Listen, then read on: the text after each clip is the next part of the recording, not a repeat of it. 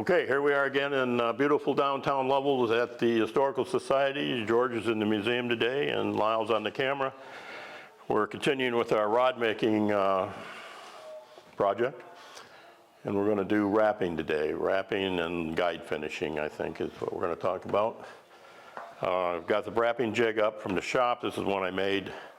I've made several iterations of this. I got one that goes clear back 25 years. And that this works well. A lot of guys wrap without a jig, and that works well for them. I can't wrap unless I have, that's machinery to keep me straight. We're using a silk thread, a Wile silk thread, which is pretty fine thread count. You have the Pearsall has a gossamer, which is the finest, I think, in the Naples, and I think this is comparable to the Pearsall's Naples. Once we get the rod glued up and made and ready, we have to, we sort out the guide spacing. I do that. There's a lot of different ways to do that. Hex rod has a spacing calculator. You can do that. Just get another rod the same length and copy it. I got this. I go on Chris Carlin's bamboo. Chris at carlinbamboo.com, and he's got an online calculator to do guide spacing. You put in the parameters and it kicks out the spacing from the tip in inches. It's a handy dandy little thing. I've used that for several years now, and it seems to have worked just fine. We got a variety of tools here. We got, you need a good sharp, this is a surgical scalpel for cutting the threads, cutting the tags, a pair of tweezers for manipulating the thread, Varnishing tools, and just a rather X-Acto knife for cutting stuff. You got to have you need a pull thread. I use a cotton quilting thread. It's a little heavier than the silk we're actually wrapping with, because once you get that thing wrapped and you get your pull thread in, you want to have a sturdy thread, because if you pull on it and it breaks, then you got to go start over. That's a problem for me anyway. So I use a thicker, a more stout quilting thread. I got a cigarette lighter in case you get some fuzzy ends you want to burn off. And of course, well, here's the pull string. There we go. When you organize your guides, when you get them all laid out and you got onto your guide chart, you know how many you want. I got which one here? You got this block here, I put them in. So you got the butts down here, you got tip 1, tip 2, and if you're doing a 3-piece, you got a place to put your midsection to guides. So that works out fairly well and keeps the guides organized, and keeps the 01s and the 1s and the 2s separated, so you don't have to figure them out each time from a pile on the deck. Or if you can tape them, put them on a piece of tape, but then you're going to stick them off the tapes. So this has worked well for me. Wrapping tips. You get down to that last guide on the tip section. It's always kind of a wrestle and match to figure out to get the to get that on there. Get it to hold still and steady so you can wrap. So what I use is this thing, just a piece of tube. So you just slide the tip up in the tube, and the tip's kind of flaky on the end. And put it down, stabilizes it, you can wrap it just like the rest of the rod. Works good. So we're going to wrap today. We're going to put on one of the strippers on the butt section, and then we're going to put some varnish on a wrap. The way I do this is I wrap it on the rod, and then finish the tip, finish the wraps, and then finish the rod. That seems to work best for me. A lot of guys that use it, if you use an oil finish or tongue oil or some other oil type finish, of course you have to do the wrap separately and do it differently. But this is what I ordinarily do. It makes it a little easier to clean up the rod and get it shiny and slick at the end. Wrapping is, the purpose of the wraps is to keep the guides from falling off while you're using the rod. So my philosophy on fly rods is less is more, so I don't ordinarily tip. It doesn't help the rod cast any better. It's purely cosmetic, and it doesn't really affect performance, so I don't do it.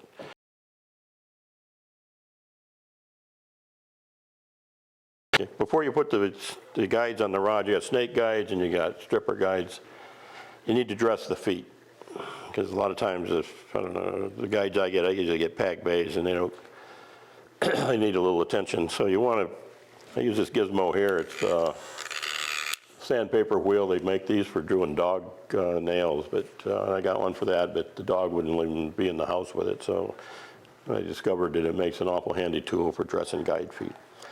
So what you want to do, and Dial has a still of this, you want the guide feet to be flat, smooth, and well tapered out towards the end. You just take this, you can use a file, you can use sandpaper, but if you try to put guides wraps on these, particularly for using fine silk, they'll cut them. Then you'll get about half done, and it'll cut. You get a burr on there, and it will cut that silk every time when you're trying to pack it. So you need to have something, this or a hook file or a gobe or something to smooth this out and dress that feet. And then you want it to be smooth and tapered, because as you work the thread back up it, and you want to pack it, trying to pack it over an oblong or an uneven surface is just it makes it a whole lot more difficult. So that's treating the guide feet. And the other thing is, I don't know, can you see this? When I get ready to wrap and I put the guide on the rod, I always tape, as I'm looking at the rod, I tape the left-hand side first and then wrap the right-hand side, because if you do it the other way, then you wrap this and tape this side and wrap this. When you wrap this, you go to wrap this, you're working over the top of these wraps here often, and then you can damage them or pull them loose when you're trying to do the other side. So this works a little more efficiently. So now we'll just go ahead and start wrapping here.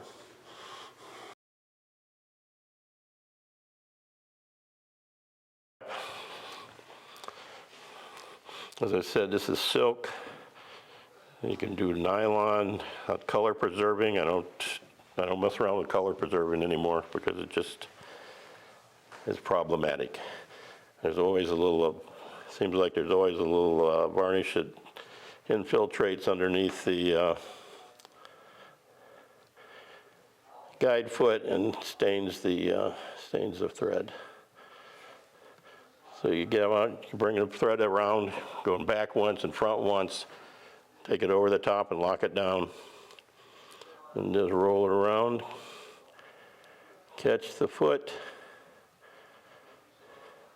and get a couple on there. I use this handy dandy burnishing tool. You buy these pretty much any place online for $1.75 or less, and you just pack the threads back. You get everything nice and neat. Bring the out. A lot of guys count how many wraps they got in front of the wrap and how many you got on the wrap and try to do that. As I said, the reason we do this is to keep the guides from falling off. So that's really what we're doing.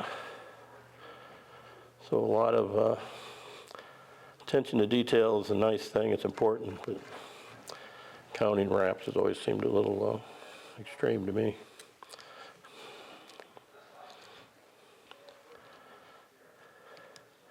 And sometimes this works a lot better than other times. I was doing a client rod the other day and using some Granger green I got from Rick's Rods out in Denver a long time ago. And gosh, it took forever to get that thing done. The thread kept breaking. So sometimes this goes really neat and sometimes it doesn't. In the old days, I used to have the Montague and the guys that had made production rods. They'd have a room full of ladies or people who would, that's all they did was wrap rods. They could bang one of these things out in seconds. And of course, you see some of the old rods they got, production rods, they may have only six wraps on the whole thing. So you get it started, and you go in and take your scalpel. These things work best because they're just super sharp, and they don't leave any bumps or fuzzies.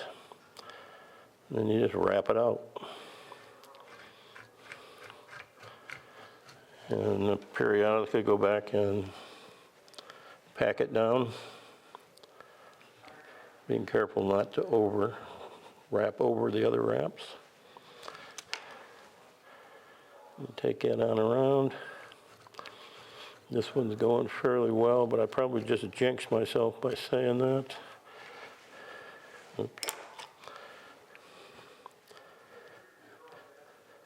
You see a lot of pictures of the old days. I think Garrison used to wrap through a phone book or something.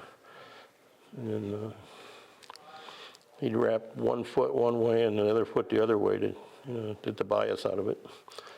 I'm not sure that was exactly needed, but can't argue with that guy. He's one of the deep thinkers from the beginning. Okay, wrap that out, keep packing it back so you don't have any gaps. You don't want any wood or chrome showing through there, or nickel silver, I guess. And a nice smooth wrap. You get down to the end, you get your pull string. Just put the pull string in place and wrap over it for those last few wraps.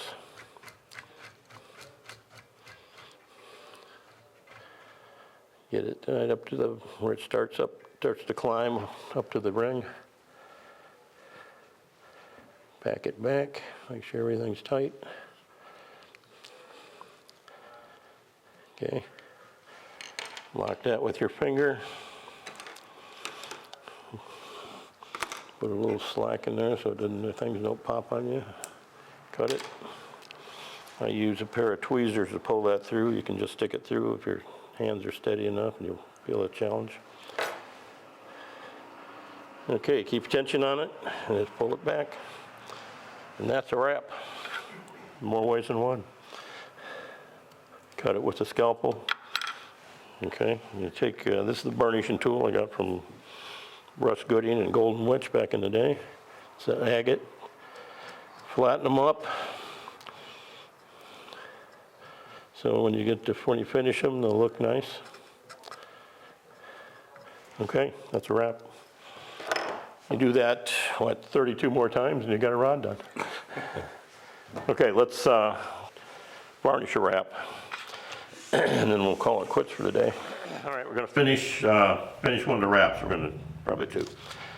What I use for that is I use a Sutherland Wells thin, or just polyspar, min-wax polyspar right out of the can. And you put that on with a matchstick. Oops. Just a regular book match. You got a turning motor that you can buy these up from the suppliers. Sometimes they're $10 and sometimes they're much more, but had these for years and years. This is 11 RPM. That seems to be about the right spin rate for me. Use a coffee cup just to kind of rest your hand on. Okay, you get a drop of goo, put it on the thread, on the wrap, and then just kind of suspend the bubble. I don't know if you probably can't see this, but what I'm doing is I got that just bubbled out, and I'm suspending it between the match and the wrap. So the match isn't touching the wraps, nothing's touching the rod. So it's just suspending the bubble and laying it on there. There you go. So we'll do that on the whole rod, let it dry, do it again, and then I buff it out with 4/0 steel wool, clean it up, put another coat on, buff it out, and then put it into the dip tank for the overall finish, and put 2 or 3 coats on dip finish. And we'll be doing that here in the next week or so. We'll see see us doing the dip finish. So that's wrapping and finishing the wraps. Thanks for tuning in, and we'll see you again next time.